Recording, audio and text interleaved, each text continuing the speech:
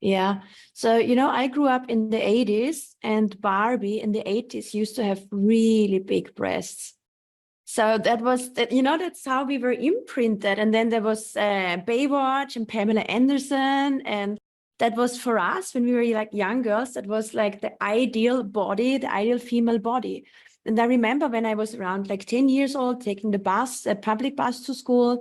And there was a woman, an adult woman getting on the bus, and she was very flat. And I remember I was so young, but I looked at her and I felt sorry for her.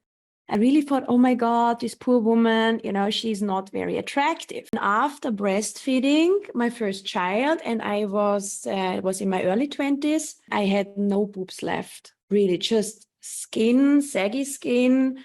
And when I was lying on the side, it was just hanging, and there was just a little nipple on saggy skin. It was so depressing that I sometimes would just start to cry when I looked at my breasts, and I was in my early 20s. All I knew is that I was totally unhappy with how my breasts looked like. It was like really when my child was a little bit older, and then I wanted to go to the pool, and I just looked at everybody else's breasts, and like everybody had nicer breasts than me. And then, I was just, I don't know. I think I was pretty much obsessed actually with my size. But like when you have something like that become an obsession. It was such a, and it was so important to me because like, I was such a big fan of Pamela Anderson. So at that point, I guess that starts the journey to getting implants.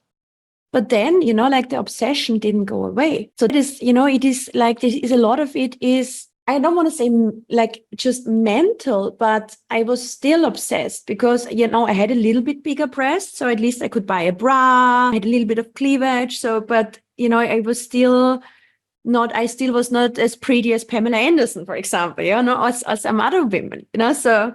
And when I woke up right after the surgery, I was in so much pain. I felt so uncomfortable. It felt so weird and so strange. And I was not happy. And it was so weird to have these hard balls on your chest. I do believe that they started right away, but, subtle, slowly, a little bit. But I felt, looking back, I felt very stressed all the time afterwards. Yeah. So I had no idea that it has anything to do with the breast.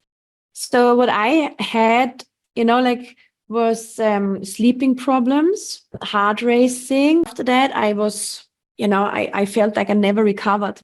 I was constantly tired and exhausted. I couldn't sleep at night.